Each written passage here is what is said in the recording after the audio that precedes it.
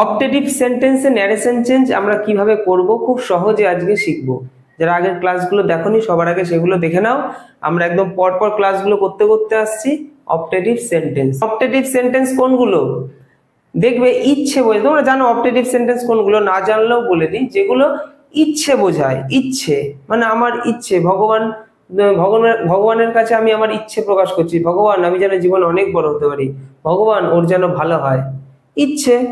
অথবা প্রার্থনার ক্ষেত্রে যে প্রে বোঝায়, সেক্ষেত্রেও এই সমস্ত সেন্টেন্স কিন্তু আমরা অপটেটিভ সেন্টেন্সের আন্ডারে আনতে পারি, মানে কোনো প্রার্থনা অথবা ইচ্ছে। তো প্রার্থনার ক্ষেত্রে আমরা কি বসাবো? প্রার্থনার ক্ষেত্রে আমরা প্রে ইউজ করব, প্রে। আর যখন কোনো ইচ্ছে প্রকাশ করব তখন উইজ। এবার পাস্ট টেন্সে হলে আমরা উইজ করব না, উইশড, প্রে করব না, প্রেইড করব। আর লিঙ্কার হিসেবে তো দ্যাট আসবেই। এর আগে তোমরা ইম্পারেটিভ সেন্টেন্সের যে ক্লাসগুলো করেছিলে সেখানে কিন্তু ছিল আমাদের লিঙ্কার হিসেবে কিন্তু দ্যাট বসছিল। এবার আমাদেরকে বুঝে নিতে হবে অপটেটিভ সেন্টেন্সে আমরা কি সহজে কিভাবে ন্যারেশন চেঞ্জ করব। তো উইজ প্রে তো বললাম, উইজ অথবা প্রে, আর দ্যাট বসবে লিঙ্কার হিসেবে। আর এদিকে সাবজেক্টের পরে মেয়ে বসবে, এটা কিন্তু বুঝতে হবে।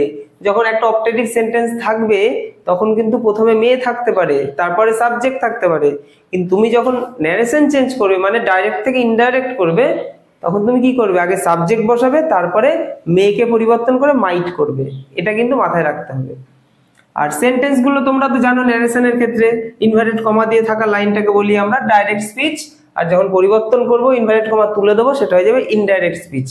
আর ইনভার্টেড কমার বাইরের অংশটাকে আমরা বলবো কি? রিপোর্টিং স্পিচ বলবো। আর ভার্বটাকে বলবো রিপোর্টিং ভার্ব। আর এটা হচ্ছে রিপোর্টেড স্পিচ, রিপোর্টেড ভার্ব। সেন্টেন্সটা এবার আমরা করব, ঠিক আছে? সেন্টেন্সটা চলো, ফাদার সেইড টু মি। তাহলে ফাদার লিখবো যেমন আছে, সেইড টু কে কি করবো আমরা? ফাদার এখানে কি করছে? এখানে ফাদার একটা উইশ করছে, ইচ্ছে প্রকাশ করছে, তাহলে উইশড করব। Father wished. আচ্ছা, উইশডের পরে আমাদেরকে মি বসানোর প্রয়োজন নেই, তাহলে আমরা কি বসাবো? ডাইরেক্ট দ্যাট বসিয়ে দেবো। কারণ তার একটা ইচ্ছে, ইচ্ছের ক্ষেত্রে আমি আবার অবজেক্টে মি কেন বসাবো? কেমন লাগছে শুনতে? তো উইশডের পরে আর অবজেক্ট বসানোর দরকার নেই। তাহলে আমরা কি বসাবো? Father wished that. কারণ আমরা জানি কমা ইনভার্টেড কমা তুলে দিয়ে আমাদেরকে দ্যাট বসাতে হবে। তাহলে ফাদার উইশড দ্যাট। আচ্ছা, এবার আমি যেটা বলছিলাম, সাবজেক্টের পরে মেয়ে থাকতে পারে, সাবজেক্টের আগে মেয়ে থাকতে পারে, সেটাকে আমাকে সাবজেক্টের পরে নিতে হবে। তাহলে সাবজেক্ট কোনটা? ইউ, তাই তো? তুমি সুখী থাকো জীবনে। তাহলে ইউ কি, কোন person? Second person. Second person কাকে ফলো করে? অবজেক্টকে ফলো করে। তাহলে অবজেক্ট কি? দেখো, সেকেন্ড পার্সন অবজেক্টকে ফলো করে, তো সেকেন্ড পার্সন অবজেক্টকে ফলো করে। তো সেকেন্ড পার্সন অবজেক্ট হচ্ছে মি। মিটা তাহলে কি? মিটা সাবজেক্টিভ ফর্মে কি হবে? মি থাকলে আই হবে, আই। তাহলে আই বসিয়ে দিলাম। Father wished that I.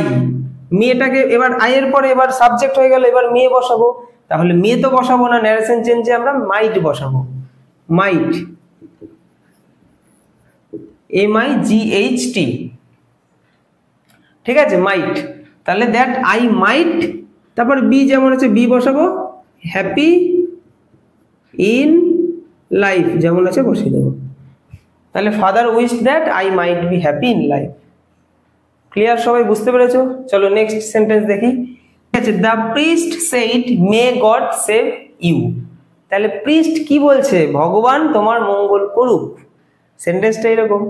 তাহলে এখানে কিন্তু প্রিস্ট কি করছে? প্রিস্ট কি এখানে কোনো ইচ্ছা প্রকাশ? এখানে প্রিস্ট প্রার্থনা জানাচ্ছে, ভগবানকে প্রার্থনা জানাচ্ছে যে ভগবান তোমার মঙ্গল করুক। তাহলে প্রার্থনার সেন্সে আমরা কি বসাতে পারি? আমরা প্রে কে পাস্ট করে আমরা প্রেইড করব। তাহলে সাবজেক্টে যা আছে বসিয়ে দিই, দ্য প্রিস্ট।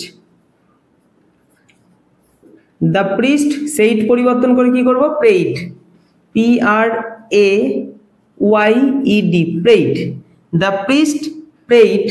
আচ্ছা, তারপর দ্যাট বসাবো, দ্যাট। আচ্ছা, গড হচ্ছে সাবজেক্ট, ইউ হচ্ছে অবজেক্ট, তাহলে গডকে আগে বসিয়ে নিই। গড, ভগবানের কিন্তু প্রথম অক্ষরটা সবসময় বড় হাতের ক্যাপিটাল লেটারে হয়, তাই গডের জি কিন্তু বড় হাতের হলো, দ্যাট গড। আচ্ছা, এবার মেয়েকে পরিবর্তন করে কি করবো? মাইট, MIGHT, মাইট। গড মাইট সেভ, মে মাইটের পরে কিন্তু ভার্বের প্রথম ফর্ম হয়, সেজন্য কিন্তু সেভ বসালাম। আচ্ছা, এবার ইউটা কোন person? Second person. Second person মানে কাকে ফলো করবে? অবজেক্ট। এখানে কি অবজেক্ট আছে? এই যে রিপোর্টিং স্পিচের মধ্যে কোনো অবজেক্ট পাচ্ছ? অবজেক্ট নেই, কিন্তু এখানে অবজেক্ট কিন্তু ধরে নিতে হবে। কাকে ধরতে হবে? কারণ সে প্রার্থনা জানাচ্ছে, মানে প্রিস্ট প্রার্থনা কার জন্য জানাচ্ছে? আমার জন্য। তাহলে এখানে ইউটা পরিবর্তন হয়ে আমির পরিবর্তে কি আসবে? মি আসবে। অবজেক্টিভ ফর্ম আমির, অবজেক্টিভ ফর্ম কি? মি। তাহলে এখানে কি বসাবো? মি, যেহেতু শেষে বসছে মি। তাহলে the priest prayed that God might save me. Clear সবার? চলো next sentence. I said to her good bye. দেখো, যখন আমরা বিদায় জানাবো, বিদায় বিদায় বন্ধু, আসছি বন্ধু, তখন আমরা বেড বসাবো। বেড মানেই বিদায় জানানো। সেক্ষেত্রে তোমার উইস, প্রে এসব বসানোর দরকার নেই। যখনই আমরা গুড বাই বা বাই বাই বোঝাবো, তখন আমরা বেড বসাবো, BADE। মানে সেই টুকে পরিবর্তন করে আমরা বেড বসাবো। তাহলে আই বেড, কাকে বেড করছি? হার, তাকে। গুড বাই যেমন আছে বসিয়ে দেবো। এটা খুব সহজ, কোনো ঝামেলা নেই। তবে গুড বাই জিটা ছোট হাতের হবে, ঠিক আছে? তাহলে I bed her good bye. এরকম সেন্টেন্সে আমার ঝামেলা খুব কম। আমি কি করলাম? সেই টুকে চেঞ্জ করে বেড করলাম, যেহেতু বিদায় বোঝাচ্ছে। অবজেক্ট হার যেমন আছে বসিয়ে দিলাম, আর গুড বাই যেমন আছে বসিয়ে দিলাম। এখানে আর অত কোনো, কারণ মে নেই তো, এখানে মাইট করবো কি? মে মাইট তো নেই কিছু। পরের সেন্টেন্সে দেখো, আই সেইড টু। তাহলে আই যেমন আছে বসালাম, সেইড টু চেঞ্জ করবো। কিভাবে করব দেখি। হ্যাপি নিউ ইয়ার, নতুন বছরের শুভেচ্ছা, মানে শুভেচ্ছা জানানো, নতুন বছরের শুভেচ্ছা, হ্যাপি নিউ ইয়ার। সেক্ষেত্রে আমরা কি বসাবো? শুভেচ্ছাটা সে কিরকম হয়? এটা ঠিক প্রে তো হয় না, এটা একটা উইস বোঝায়। আমরা হ্যাপি বার্থডে বলি না, এটা একটা উইস করা, হ্যাপি নিউ ইয়ার উইস করা, উইস করছি। তাহলে এখানে আমরা উইসড বসাবো, WISHED। তাহলে আই উইসড মাই ফ্রেন্ড, ফ্রেন্ডকে উইসড করছি। দেখো, উইসডের পরে এখানে মাই ফ্রেন্ড তুমি সরি দিতে পারো না, যে I wished that happy new year. তাহলে এখানে বোঝা যাবে না উইশটা কাকে করা হচ্ছে। তোমাকে সেন্টেন্সের একটু সেন্স বুঝতে হবে। যেহেতু আমি উইশটা আমার বন্ধুকে করছি, একদম বোঝাতে হবে স্পেসিফিক, বা মাকে করছি বা বাবাকে করছি, তো সেক্ষেত্রে উইশটার পর অবজেক্টের এখানে প্রয়োজন আছে। সেজন্য আমরা এখানে করব ফর প্রেপোজিশনকে নিয়ে আসবো। ফর, আই উইশড ফর, তারপর মাই ফ্রেন্ড বসিয়ে দেবো। এইগুলো, এই সেন্টেন্সগুলো ঠিক এরকম ভাবেই করে, ঠিক আছে? তাহলে I wished for my friend, ঠিক আছে? তারপর আমরা হ্যাপি নিউ ইয়ার যেমন আছে তেমন বসিয়ে দেবো,